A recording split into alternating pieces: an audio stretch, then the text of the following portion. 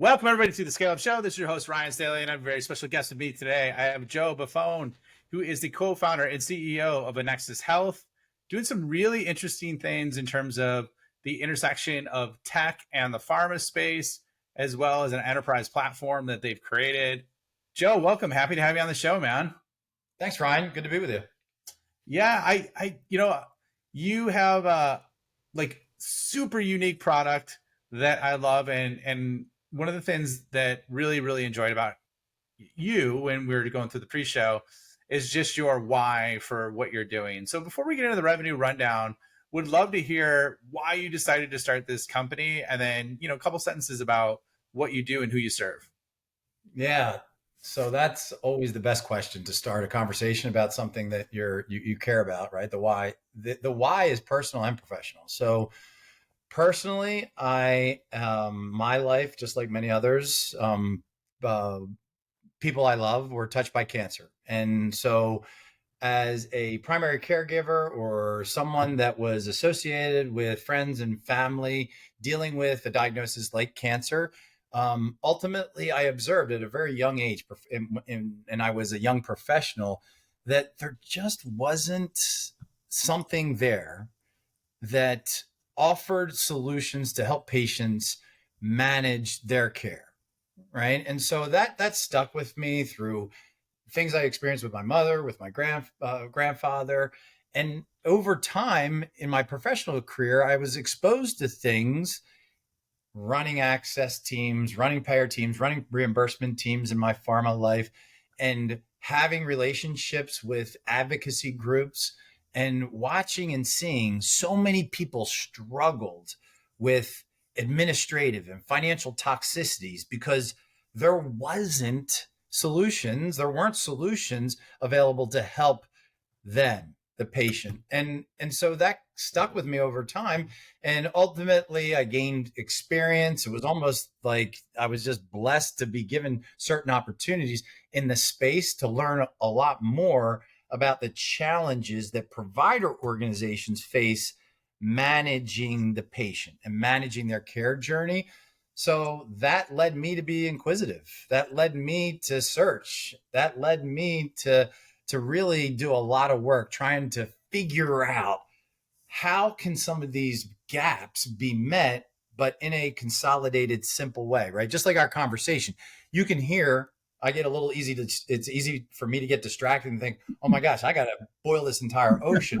So really, I think those early personal learnings and situations, and then add in the blessing of being able to be exposed to some of the things that basically provider organizations are challenged with, to offer solutions to help patients get through things that are administratively or logistically or financially based. So that's where the desire or the maybe direction came from. Yeah, that makes a lot of sense. I mean, there's so many. I mean, healthcare, I don't want to say payments, insurance. It's a bit of a rat's nest when you look at it. Just trying to. It's kind of like the equivalent of when the brokerage industry, right? Until this changed. About Tony Robbins wrote a book about it. About 5 years ago, and it was because there was in some brokerage organizations had 15 to or 13 to 15% fees when people thought they were paying 3 to 4, because they were all hidden in there. There's 8 or 9 different surcharges integrated into buying a mutual fund, right? So it's kind of like that is what I mean, that's my take on healthcare, right? Obviously, you know it better, but you're nodding your head. So I think you're right, where there's so many hidden charges and fees, you don't know your butt from a hole in the wall when it comes to trying to get true transparency. So before I go on a rant on that, let's do a real quick revenue rundown. So where is Annexus Health in terms of the stage of the journey in terms of ARR? So we're going to be at right around 17 million for 2023. We were right around 9 million in 2022. We were 3 million in around 3 million in 2021. And we have projections and feel really good about, based on our business model, our monetization strategy, the size of our network, and how we're growing, to continue, even in an accelerated fashion, our revenue growth over the next couple of years. That's fantastic. I mean, to go from 3 to 23 in 3 years is amazing, amazing growth. So real excited to dig into that a little bit later with you. Before we do that, like, how big is your team? I would love to hear that. Yeah, we're right around 180 right now, and that is across all different types of functions, right? Okay. Sales, account management, to tech and product and data science, and so it's a pretty cool, diverse team. And we started remote, believe it or not. We weren't forced remote. We started remote before COVID, and so we're represented in probably close to 30 states across the U.S. Oh wow, that's amazing. Yeah. Yeah, I mean, you're rocking the nice tan. You look like you're by the water, like you got that going. I actually look kind of tan right now, which I normally at this stage I don't, but I've had a series of nice weathers, so like this is tan for me, right? I So you do. got I do want to make sure that everyone knows that listens and sees this, that I was actually on vacation. I don't want anyone to think that being a co-founder in a SaaS or a tech-enabled services model company is easy, and you should expect a tan. Just so happens you caught me at the right time.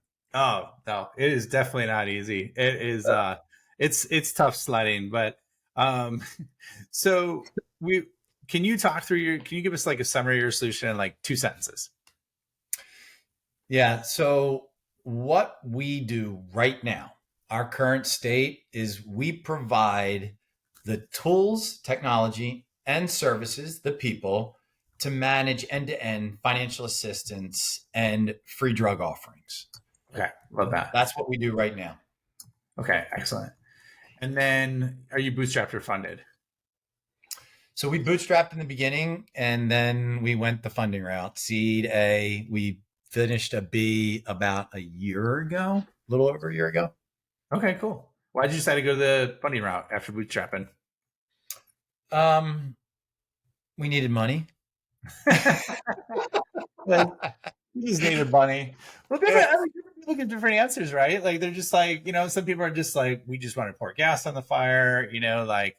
So was it on So the? it was definitely, Ryan, part of our plan. So we bootstrapped it, and you talk to the market, and everybody is an expert. Everybody has done it, been there, but until you do your thing, you don't know exactly the route to go. I think if I had to do it all over again, we probably would have gone out and raised money initially with the idea that we wanted to get certain things done, right? So 1 through 10 done, and then mapped out our plan for future raises. We bootstrapped it and said, okay, we want to get an MVP to market, and then think about how fast will our monetization strategy work, and then allow that to dictate the raises, right? And so, to be honest with you, from the very beginning, we felt like what we were biting off, because what I described to you is just our MVP. When we were talking before we started recording, we have much larger aspirations. And so those much larger aspirations are dictating how we're building a foundation for a bigger scale. So I think that, to answer your question, we had the plan to begin with to raise money, and we just were told and felt that we needed to do certain things through the bootstrap mechanism to get to the place where we could raise money on good terms. Okay, that makes sense. All right, so let's talk about your growth, because you've had amazing growth to go from 3, and I know you're projecting 23 by the end of this year. So, 17. So oh, 17 17, and sorry. 23. If I misspoke, yeah. 17. So I might have been off. That's next year, right? Or 25. I think you said 17 and 23, and then we talked about 25 and 17 and 24. 23. Duh, it's the year. It's not the revenue. Yeah, What yeah. the hell am I doing, Ryan? It's a little late in the day. I've been on a lot of calls over the last 24 hours, which I'm used to, but for some reason it's been like boom, boom, boom. So, anyways, I guess when we're talking about that, yeah. So let's say from 0 to 17, and basically, effectively, it's going to be 3 years, right? So, like, what? And the question I didn't even ask you before, which is usually one of the things that go through the revenue rundown, is like, what was your go to market for that? Like, how did you make that a reality? And just walk us through what you did, because that's a fast pace to go through, especially considering you started at bootstrapping and then you got funding. Yeah. So we are, what we do is basically, as I stated, provide SaaS to provider organizations, or provide tech enabled services, meaning the people to use our tech to manage financial assistance and free drug. So providers pay for that, but that's not the significant portion of our income. We are a transaction model to life science. So all of the access services, the copay assistance, the free drug, the other hub services, the reimbursement services, ultimately we build an integration, we charge for that integration, and then we bring those access services from pharma into the workflow of our technology network, our provider organizations. So then they pay a transaction fee. So every time a patient is worked up, there's a search done in our system for a patient in our network, and they're going to go on a drug that is provided by a life science organization we're under contract with. They're paying us a fee. So Okay. ultimately, we have a dual-sided business model, Ryan, right? We're charging and providing for provider organizations, and then we have a transaction model to life science. I have a tech-enabled services division that ultimately, when we go in and we work with a provider organization, they're working up every single patient in that provider organization to make sure that we're uncovering every stone, turning over every stone for what is available.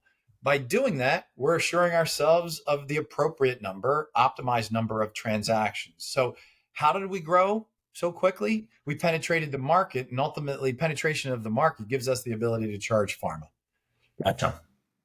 So yeah, I like that. So you got the integration model that basically you're making money on, and then the kind of the consumable model as well. I don't want to say consumable model, but the consumption model, but it's attached to the free drugs, right? Within there. So is that accurate? Is that like a good way to It's kind of it, frame it? the hub services, right? So if you think about hub services at pharma, it's copay assistance. It's sometimes separate, but they call it PAT, patient assistance. So free drug, and then other reimbursement services and things like BVs, benefit verifications, and prior authorizations. So it's a service solution to make sure that access to care occurs more easily. But the market's so fragmented. Every single manufacturer has their own programs. There's hundreds of portals out there. It's so disparate and fragmented. Ultimately, we've created this technology network where the workflow for all of this is done. So we're bringing them into that workflow. And ultimately, any transaction that occurs, any search, any workup, that's what we're charging pharma for. Ah, love it. Okay. So that's how did you come up with that pricing model?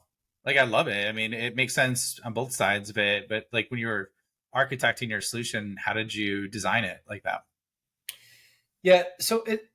I think I have to just go back to the concept of, those listening that are thinking about, starting a SaaS company or a tech enabled services company.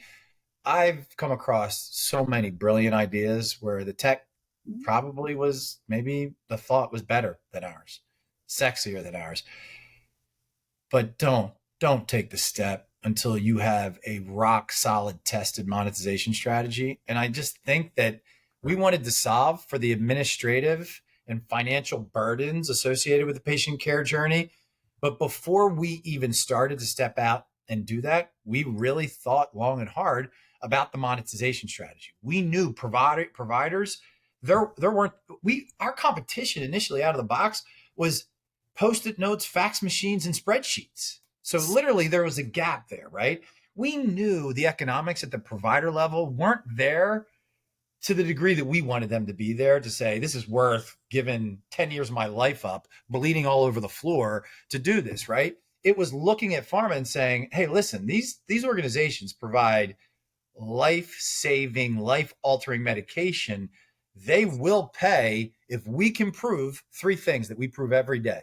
We get more patients on therapy where there's an intention to treat. We get them on therapy quicker, and we keep them on therapy.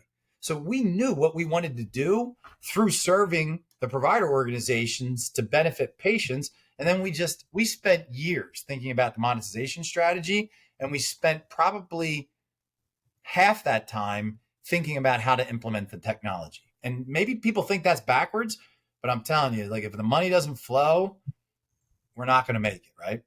Oh yeah, I mean that's true, and I'm just thinking through that. So what was your mental model for that? So I know you mentioned your monetization, right, and then the tech to support it to solve the problem.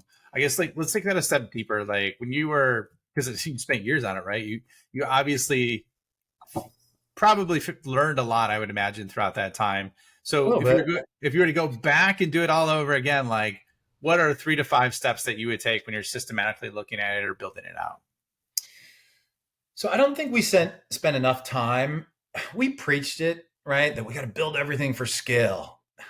Ryan, we didn't do it, right? So I think organizational structure and an operational mindset to create scale. We talked about it, but I don't think we invested enough in that. I would tell you that today, that's the thing that most frequently comes up in conversations I have with my co-founder, Brad Frazier.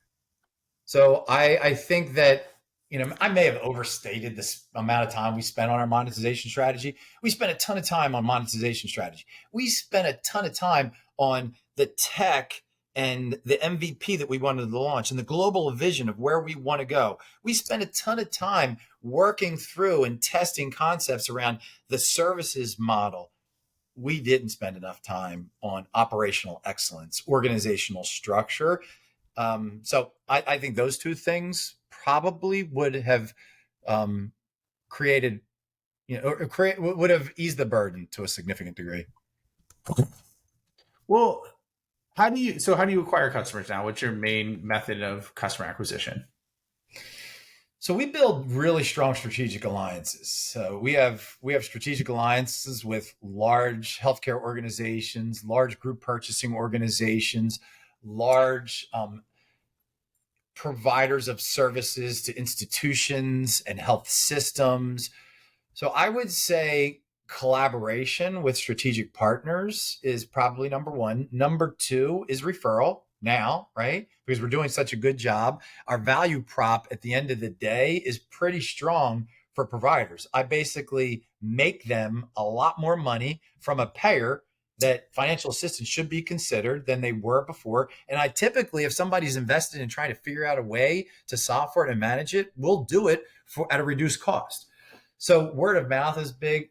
I think the next biggest thing is us participating in industry meetings, us having opportunities to speak and discuss really important topics like equities of care and interoperability, and giving us the ability not to do a commercial, but to discuss around the fringes the things that we do, and then generate conversations and then get into ultimately the opportunity to serve the markets. From a life science perspective, that really, I think, comes from our background. We've got a strong background, strong relationships in the life science space. And now we have a technology network that wields huge influence, right? Mhm. So if we've got large chunks of markets in oncology and urology and retina and GI, so we're in 14 different disease states right now. Our provider network pressures life science to say, listen, if you want to do right by patients, you need to help us within our workflow, within the way we actually care for patients. And so I think those are the main ways. I think we can get better around that, Ryan. I think that ultimately I'd love our marketing folks, our sales folks, hear from me all the time. Tell me some things you're doing to be a little bit more guerrilla about how we bring business in. So I think that we're learning and growing there too. Well, you do it. I mean, you're doing something right. But yeah, there's always room for an opportunity to grow faster and bigger. I guess like so basically just to replay that back, it sounds like more like that partner model, word of mouth. Have you systemized referrals at all, or no? Or do they just So come in we back?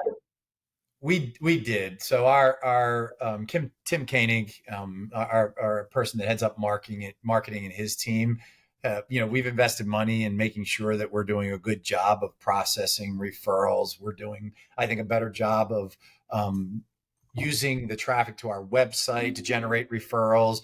So, in terms of being sophisticated and having a scalable approach, maybe to the things that you do, right? Probably not. So that's why it's going to be cool for us to have a conversation at another time, Yeah, probably. man, definitely. I mean, like, I don't know. I like a lot of what you're doing, right? With the partner, the referral focused, and then the industry like niche expertise, meeting, speaking.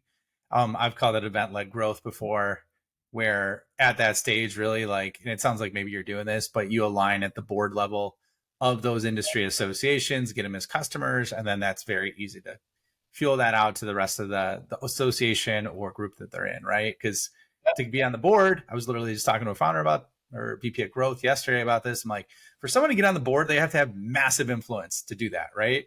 So if you get them, that's like that's fast flowing, right? And then I love that you got your tech network to or your network to push or press if they're not being done right. So like that's a virtuous cycle or flywheel. I think that would just the bigger you get, the more power that creates for you and your customers. You know. Absolutely. So Joe, what would you say is like the single biggest challenge you have with growing the company right now? So I hate to overdo, what I said that if we had the redo, it's operational excellence that gives us the ability to make sure that we are as productive as we can be as a company and individuals within our company. Um, we actually next week we have a head of operations starting. So we haven't had a true head of operations since the very beginning, like not running corporate operations, generally speaking, or implementation and delivery. That's been stuff that has been the responsibility of us as co-founders. So I think that gets back to this organizational structure Yeah. thing, operational excellence. I think that is the most important thing that we need to do right now. And I think the other thing is, Ryan, we are a tech company. We are a company that is creating an incredible product that we have an opportunity to grow this product to do a lot more, but we find ourselves often being a feature and fix company. Mm. So that's the thing that Brad and I, my co-founder, want to be much better at. Really better as a product company and understanding that features and fixes will be part of what we do, but it shouldn't be the primary part of what we do. It should be Yeah. creating this product and growing this product exponentially. So those are the two things. You know, it's interesting you say that because like I had Chris Savage from Wistia. Have you ever heard of him at all before? Yeah. You know Chris? Yeah. Oh, I you don't know know. Chris. Oh, you don't know him? You heard? Okay. So Yeah. I had him on late last year, which is funny. He's the one that turned me on to AI in November. He's like, "Hey, have you ever heard of Dolly?" So Funny. that's what got me on it. But anyways, something really cool that he said on his episode that stuck with me is he said, right? He goes, it is so funny because it's a little deja vu, right? Of what you're saying. He's like, yeah, when I was at the 15 million mark, right around there, he's like, one of the things that like I was we had so many operational challenges that took years to unwind and then course correct. And then he's like, one of the biggest benefits that we had once we kind of got past that is he's like, I now have the ability to focus 2 years out. My VPs focus 1 year out, and then my directors focus on executing this year. And I'm like, that's a really good way to put it in terms of approaching it. So it sounds like that's kind of the direction you're heading in right now, right? Trying, Ryan. Yeah. Awesome. Well, we're just about up on time. Where can people find you? Where can they find more about Annexus Health? AnnexusHealth.com. I feel pretty good about the work that we've done on their website. And most importantly, there's a contact us section that I think that if you want to find out more about us, you'll really enjoy the teams that'll reach out to you and provide you some information. And then hopefully we get to work together with you if you're a provider organization, a life science organization, specialty pharmacy. So give us a shout or hit us up on nexushealth.com. Excellent, man. Well, thanks for being on the show, Joe. This was a lot of fun. I love your passion. I love your enthusiasm. I love your candor too, man. You're just like, Dude, I wish we did this. I mean, you didn't say it that way, but I like that authenticity because a lot of people don't have that, you know? So thanks for being on, man. Thanks, Ryan. All right. And I will see you on the next episode.